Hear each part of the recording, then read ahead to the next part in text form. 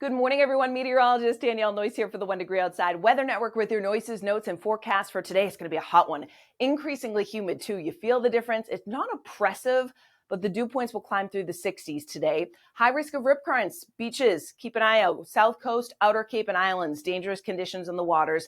Isolated strong storms 4 p.m. onward. So a lot of the day is spent dry. And then from 4 p.m. on, a few storms start to fire up. There'll be a round of rain and thunder overnight into very early tomorrow, and we'll talk more about the timing of that coming up. Highs well into the 80s for many of us today, but it's southern New England where we go 90 plus. Boston, 90 may be a little bit conservative. 91, 92, not out of the question. Over 90 in Hartford as well. North and west of Boston, a lot of the suburbs touch 90 today, and there's a west-southwest breeze, 10 to 20 miles per hour, gusting higher along the south coast to Cape Cod. Here's the map as of 2 p.m. So you notice we're still enjoying plenty of sunshine, a few clouds along the south coast.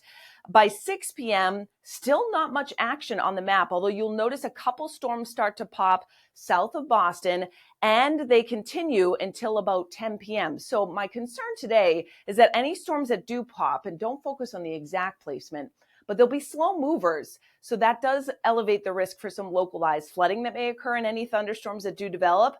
Also notice by 10 p.m. a batch of rain and thunder going to be pushing in from west to east here. Some of the storms could be on the stronger side, particularly across western Connecticut and also western Massachusetts as these sweep through. Some downpours, some rumbles that'll wake you up overnight tonight. This is the map at 2 a.m. But notice how quickly it comes through.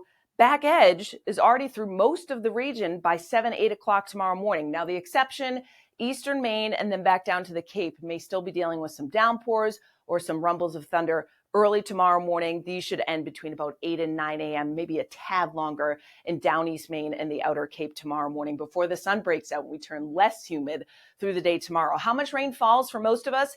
It's about a quarter to a half an inch. I put some of the numbers on here, although you do notice a little focus of some deeper greens and some yellows here from the Boston to southern Worcester stretch and then into Connecticut, maybe even on Cape Cod where we see about a half an inch to an inch with some locally higher totals. Again, most of it falls overnight tonight into pre-dawn tomorrow. So it's a great opportunity to download our app if you haven't already. It's free on the App Store and Google Play. You've got the interactive radar, customized alerts, of course, the 14-day as well, and our videos right at the top.